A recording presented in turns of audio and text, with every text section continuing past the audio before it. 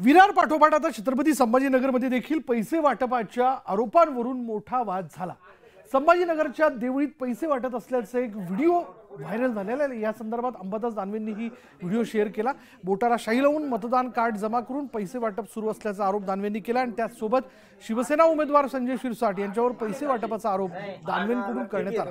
जवाहरनगर पोलिसांनी 18 लाख जमा केल्याचा पोस्टमध्ये उल्लेख केला। आमदार संजय शिरसाट यांच्या सांगण्यावरून 2 कोटी रुपये पोलिसांनी सोडल्याचा आरोप अंबादास दानवेंनी केला। तर पैसे वाटपाचा कार्यक्रम हा पूर्वनियोजित कारस्थान असून जाणीवपूर्वक व्हिडिओ व्हायरल केल्याचं प्रत्युत्तर संजय शिरसाट यांनी दिलं। निवडणुकीत पैसे वाटपाचा व्हिडिओ सोशल मीडियावर व्हायरल झाला।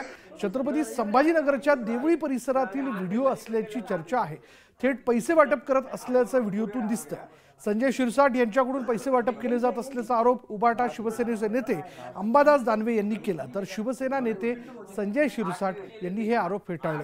अंबादास दानवेंना त्यांचा पराभव दिसतो आणि त्यामुळे ते असे आरोप करत असल्याचं शिरसाट यांनी म्हटलं।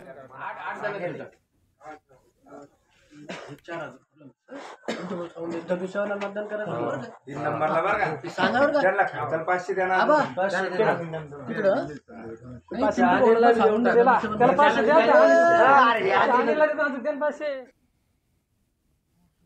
मंडळी मुस्लिम मतदारांमध्ये जाऊन गोरगरीब अशिक्षित मतदारांना त्यांच्यातलेच काही दलाल हाताशी धरून आधार कार्ड वोटिंग कार्ड जमा करायचं, बोटाला शाई लावायची आणि त्यांनी मतदान करायचं नाही। त्याच्या मोबदल्यात एक तुटपुंजी रक्कम 1000, 500, 1500, 2000 अशा पद्धतीनं त्या मतदाराला द्यायची। अशा पद्धतीनं प्रकार सुरू आहे। या संदर्भात पहिला प्रश्न असा की शाई बाहेर कशी येते हा माझा पहिला प्रश्न आहे। माझ्या मतदारसंघामध्ये अफवाचं पीक हे उठवायचा प्रयत्न करतात। त्यांना त्यांचा पराभव दिसतोय, त्यांना माहिती आहे की आपला पराभव होणार आहे। मग मी पैसे पाठवले, हे नाही पैसे पाठवले, चौकशी पोलीस करतील ना। यासाठी ट्विट करून सांगायची गरज काय? पोलिसाला त्यांचं काम करू द्या। जो काही त्यात आरोपी असेल त्याच्यावर कारवाई होईल।